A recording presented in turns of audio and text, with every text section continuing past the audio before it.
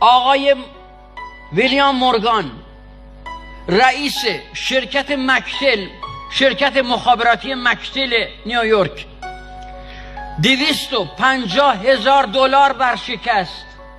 روی این نیمکت داره گریه میکنه. یا آقای کچلواری کراواتی شیک 73 ساله اومد رد شد گفت جوان سرت بالا خوبی نه؟ گریه میکنی؟ تو یه جوان داری گریه میکنی؟ تأسفم برات، من کشتیت غرق شده. گفت قربان اون چراغا رو میبینی؟ اون کمپانی مکتل، اون شرکت منه. برشکست شدم، 250,000 دلار برشکست شدم. گریه نکنم چیکار کنم؟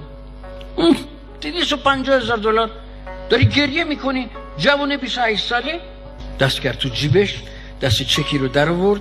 خب مبلغ 500,000 دلار در وجه، اسمت چی بود؟ ویلیام مورگان.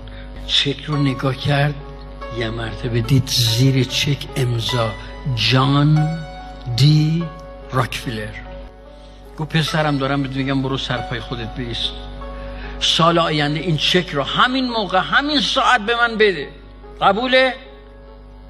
گفت آقای راکفلر من به تو قول شرف میدم تا جایی که بتونم 1 سنتشو خرج نمیکنم. فردا رفت سراغ 5-6 تا از طلبکارا، گفت به من یه چند ماه وقت بدید.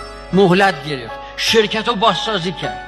ویلیام مورگان ظرف 9 ماه شرکت رو بازسازی کامل، تمام بدهی‌ها رو پرداخت کرد. پایان سال روز موعود با راننده مخصوصش اومد پارک. 2 ساعت گذشت راکفلر نیامد. از دور راکفلر رو دید، دوید. آقای راکفلر من ویلیام مورگان پارسال این چک شما یادتون میاد 1 سنتشو خرج نکردم.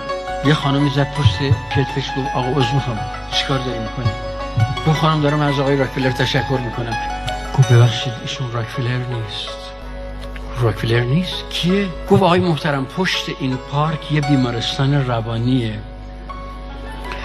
ما بعضی از بیمارهای روانی رو گاهی اوقات میاریم تو پارک اینا استراحت قدمی. این آقا همیشه فکر می‌کنه راکفلره، تو جیبش هم یه دسته چکی به هر کسی میرسه یه برگ چک میده. راکفلر وجودتان خودتانید، خودتان.